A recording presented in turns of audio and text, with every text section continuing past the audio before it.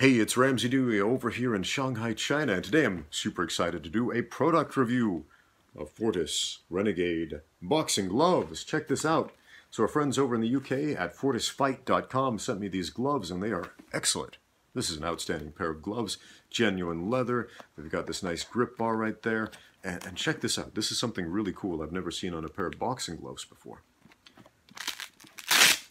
It's got an extra strap in the middle with some elastic right there so that you can tighten it up and get a very similar feel and fit to the lace-up gloves with a Velcro strap, and then the one over the top to secure it in place and cover it up so you're not going to give your sparring partners Velcro burn on their necks so that when they go home their wives are like, "Who gave you that hickey?" And you're like, no, it's from the gloves, man. And yeah, based on a true story. So anyway, our friends over at Fortis Fight, they make a solid glove. This foam it's nice and firm, so these make really good bag gloves. When I use these on the bags, I felt I could just tee off with absolute impunity. And yeah, for sparring, nice wide surface area. The wider the surface area, the less specific impact on a specific place. Now, keep in mind, boxing gloves do not make you, how can I put this, hurt-proof. So spar responsibly. Watch some of my videos about how to spar, how to pull your punches, that sort of thing. And yeah, it's not a deal where you put on bigger gloves and you can just swing for the fences and try to knock each other out in sparring. You shouldn't be doing that. But yeah, this is a good solid glove. It will protect your hands very well. And yeah, I like the construction. You want to take a look at the stitching, double stitching, very solid, feels good on the inside. And yeah, so thank you so much. If you'd like to get a pair of these, go visit our friends at fortisfight.com, and they're offering a discount, 30% discount on your entire purchase. If you use the coupon code RAMSEY, R-A-M-S-E-Y, that's my name, so 30% off your entire purchase. Yeah, so thanks again, Fortis. Let's take a look at the footage. We went down to the Solar Combat Gym here in Shanghai. That's where my friend Paul Clement of Ringwise Boxing trains. He's one of the most outstanding boxing coaches I've met in my life, and he trains here in Shanghai, China. So we went over to his gym to do a bit of sparring and training. And thanks for having us, Solar Combat, Ringwise Boxing. You guys are awesome, and enjoy. So I'm taking this brand new pair of gloves for a spin. They are 16-ounce gloves, again the Fortis Renegade Boxing Glove. And yeah, these feel really good hitting the bag with. So one of the big differences between boxing gloves and Muay Thai gloves, because I get asked this question from time to time, what is the difference? Is there a difference? And yeah, there is. A boxing glove essentially has a more firmly set wrist. So the mitt is more firmly connected to the wrist, whereas in a Muay Thai glove, there is a cuff that is more flexible so you can bend the wrist more, specifically for pummeling, clinching, and throwing elbows where you need to bend the wrist. Whereas in boxing, where all you do is punch, you want as much protection on that wrist as possible. And yeah, if you ever have any issues with banging up your wrist when throwing punches, when working the bag or the pads, yeah, this is an excellent glove option. I would definitely recommend get a dedicated set of bag gloves and a separate set of sparring gloves. I'm definitely going to use these a lot as bag gloves because of how firm the padding is and how much wrist support there is. So it would almost feel like a waste of a good pair of bag gloves to use these for light contact sparring where I can't really unload like I'd like to on the bags. But I will do some sparring with these today, just to break them in, get a feel for them. One thing I liked about these gloves, both on the bags and in sparring, was how well balanced they are. A lot of boxing gloves and also MMA gloves have a weirdly distributed padding. For example, they'll put a lot on the back of the hand, more so than on the front. These have a really good amount of padding on the front, and the placement of the thumb is done really well as well, so you're not going to jam your thumb. Okay, this is the spar bar. It is the first time in my life I've ever used one of these, so I don't really know what I'm doing. I've just seen a couple of videos of people playing with these things. So I decided to take advantage and try it out. Helps you with your bobbing and weaving and head movement, accuracy, that sort of stuff. It's a fun little toy.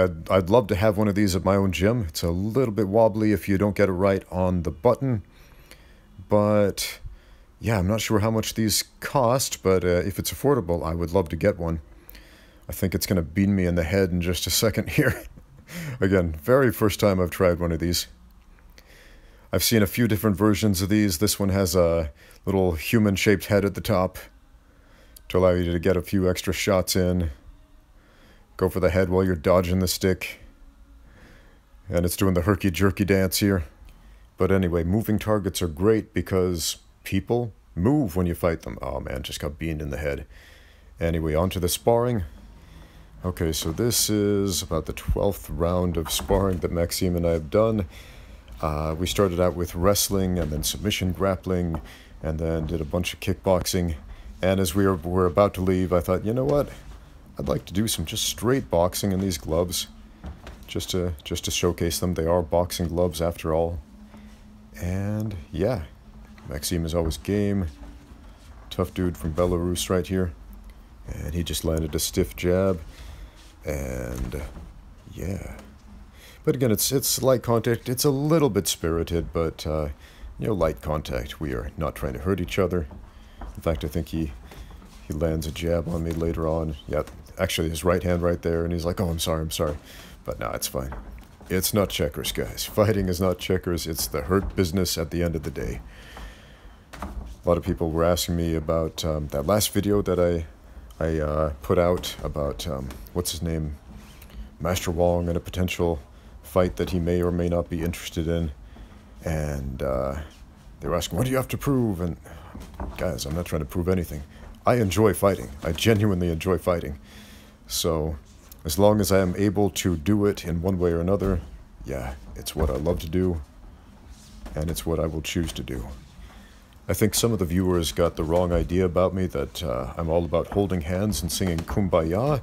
But guys, I'm a combat sports coach.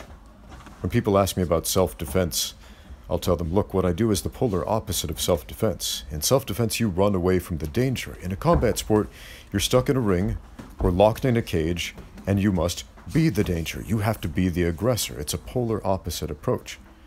So as far as, street fights or whatever, don't get into street fights. And as far as combat sports, make sure you're getting paid. That shouldn't be revelatory coming from a guy who fought for a living and teaches other people how to win fights for a living as well.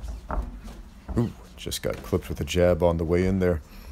It's very important to stay off the center line when you box. Make the angles, get to the side. So an in and out style of movement can be very effective as you encourage your opponent to follow you, and as they move in, you can catch them. So essentially you have force coming from both directions, them moving forward and your fist moving toward their head. Some people mistake fakes like what I'm trying to set up here with taunts. Absolutely not. What I'm doing is showing them some motion with my hands, raising one hand, wiggling a hand, and alternating that with throwing an actual punch. Because raising a hand straight up looks an awful lot like a jab. Raising your right hand looks an awful lot like what a right hand straight looks like initially. So mix that up, keep your opponent guessing. Here's another round. We didn't have someone to hold the camera, so I set it up on a, didn't even have a tripod. I set it up on a whiteboard, actually. So we do get out of frame a little bit, but yeah, we'll show you the sparring anyway. Maxime looking really loose in this round. I'm adopting a slightly different stance. I always hear people with a little bit less boxing experience start screaming, keep your hands up, anytime they see the lead arm down, for example, in a shell stance, Philly shell, or a bladed stance like this. And what's going on here is we have to understand why the hands are up and what job they're doing, and specifically where the hands are. Now, instead of saying hands up, I would say keep your lead hand where you can see it. Keep your rear hand where you can feel it on your face. Okay? Because the lead shoulder, especially in this Philly shell stance, is going to be imperative to deflect and shield you from the oncoming blows. It's not the lead hand that's going to stop them, it's the lead shoulder that's going to deflect. If you've ever heard that term rolling with the punches, that's exactly what we're talking about. Rolling the punches off of that lead shoulder. So you got to get loose, you got to get a little bit flowy, and be able to redirect energy rather than simply absorbing it like a shield. One reason I particularly favor this stance as a mixed martial artist, which confuses a lot of people because you don't see the Philly shell or that low lead a lot from today's mixed martial artists, is specifically because of the grappling game. When you have that low lead arm and somebody shoots in on you, that is an instant underhook that you have to your advantage. If you just do straight submission grappling, forget about strikes for a minute, and just suck your arms in as tight as you can to your body, and then crowd your opponent, they have to reach for something. And as soon as they reach for something, they reach for a collar tie, they reach for an underhook, they reach for your leg, they have given you an entry for the underhook.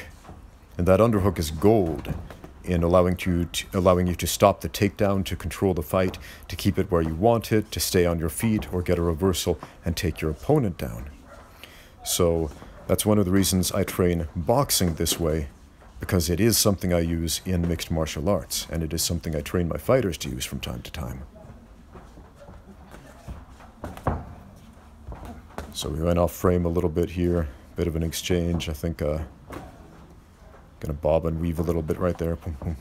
Man, it is so important to get a feel for your head movement. And head movement is a big misnomer because it's body movement. It's full body movement starting from the feet. So drill that. Drill it to death, guys. Anyway, that was a lot of fun trying out these new gloves. It's like trying out a new car or something like that, just on your hands. Anyway, fortisfight.com. Thanks so much for these gloves. Yeah, check them out. Remember, Ramsey, use that code for a 30% discount off your entire purchase. And if you have any questions, leave them in the comments down below. Thank you so much for watching. Now get out there and train.